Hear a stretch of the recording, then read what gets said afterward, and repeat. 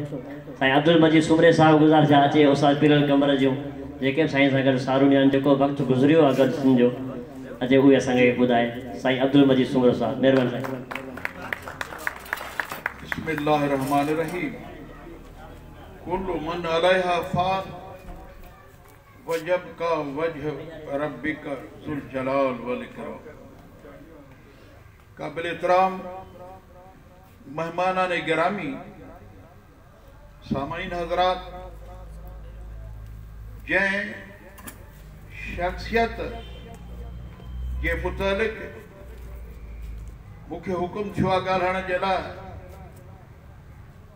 उहा तमामु घण रुखी शख्सियत आहे।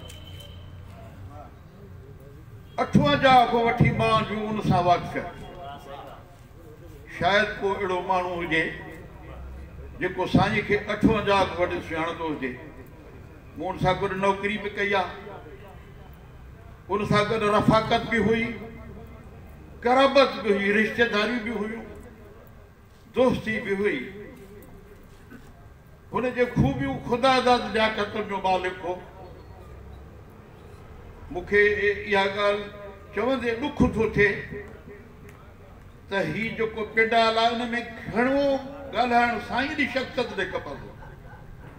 जॾहिं यादि में हिकु ॾींहुं मल्हायो वियो आहे, पर तमामु थोरो ॻाल्हायो वियो। अल्हम्दुलिल्लाह, मशाइर सुठी शइ आहे। इश्क ऐं मुहबत इंसान जी फितरत में समायल आहे। पोइ को पंहिंजी पीउ माउ सां मुहबत करे, को ज़ाल सां करे, को अलाह अलाह जे रसूल सां मुहबत करे। इहो हर इंसान जे फितरत में जुज़ में शामिल आहे। शइ काई का अहिड़ी बुरी शइ कान्हे का।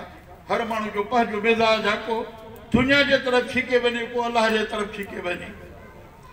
साईं जी शख़्सियत जे मुताबिक़ साईं खे मूं जेको कुझु ॾिठो, सच पुछो त साईं हिकु पंहिंजे हयाती में अजमल हो पाण ख़ुदि ब ख़ुदि। एॾो ज़हीन माण्हू मां ज़िंदगी में न ॾिठो साईं जहिड़ो, साईं पीरल जहिड़ो सुमरे जहिड़ो। ऐं हुनजी क़बर सां मुहबत ॾिसो तो आख़िर वक़्त ताईं पीरल क़बर। पर मूंखे ॾाढो ॾुख थो थिए इहा ॻाल्हि चवंदे बि त 24 सालनि खां पोइ क़बर वारनि खे आहे त शहज़ादपुर वारनि खे सलाम आहे जो हर साल उहे मल्हाईंदा रहनि।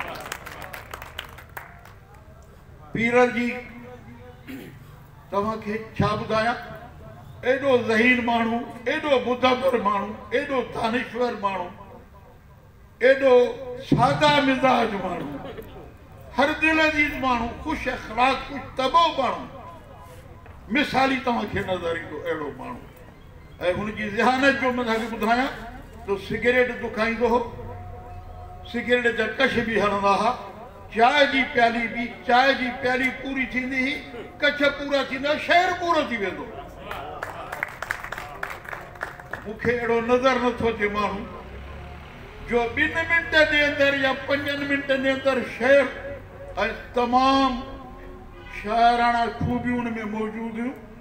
इल्मु उरूज़ जो बादशाह हो। मां तव्हांखे छा ॿुधायां, हर शाइरीअ जे सनफ़ ते हुन माण्हूअ ॻाल्हायो। हुन माण्हूअ जो शेर जेतिरियूं बि सनफ़ूं आहिनि शाइरीअ जूं, मां बि थोरो ईअं तालिब इल्मु आहियां इन दुनिया जो, त मां 88 में MA सिंधी कई आहे। 1968 में। ऐं उन में इहो मुकमल कोर्स हूंदो हो, शेरो शाइरी जो फ़न, रदीफ़ शाहे, वज़न शाहे, बहर शाहे, इहे सभु शयूं सेखारियूं वेंदियूं। ऐं उहो पढ़ी इम्तिहान ॾींदो। ही तमामु न हो जेको अॼु जो दौरु आहे, जो कापी जी पैदावार माण्हू नौजवान कंहिंखे ख़बर बि कान्हे थी वई हिन छा थींदो आहे। साईं जी शख़्सियत ॾे मां छा ॻाल्हायां, सच पुछो मूं वटि लफ़्ज़ कोन्हे जो मां साईं जी ज़िंदगी जो कुझु ॻाल्हाए सघां। इंतिहाई सादा मिज़ाज माण्हू, ज़िंदगीअ जो वॾो हिसो क़बर में रहियो। को साथ ऐं ॿी ॻाल्हि हिकिड़ी शइ तव्हांखे ॿुधायां, शायदि कनि दोस्तनि खे मालूम न हुजे त साईं बहितरीन ख़ुशनवीस माण्हू हुयो। हुन जा अखर साईं जा जेकॾहिं कंहिं वटि को शइ लिखियल मौजूदु हुजे त उहो ॿुधाए सघंदो ये होया मोती जा दाना न उन्होंने प्रिंट हुई न हे लेथू मशीन हुई न हे कंप्यूटर जो ज़मानो हो पर टाइपिंग जो ज़मानो भी न हो ऐं साईं जा अखर मां तव्हांखे छा ॿुधायां ऐं मां उहे शाइर ॾिठा उहे अदीब ॾिठा उहे दानेश्वर ॾिठा साईं नज़ीर हुसैन नूरियाणी साईं मुंहिंजो महिरबान दोस्त मुंहिंजो मूंखे ॾिसण जो कोन्हे साईं निज़ामदीन साहब गोपाल मीरो खानी साईं अब्दुल्ला असर साहब पीड़े चांडे वारो साईं अनवर गोपाल साहब कमर जो साईं लुकमान हकीम लाड़काणे वारो इहे मां जा दोस्त हुया ऐं मोहबत वारा माण्हू मां मूंखे रूबरू ॾिठो बि उनखे ॿुधो बि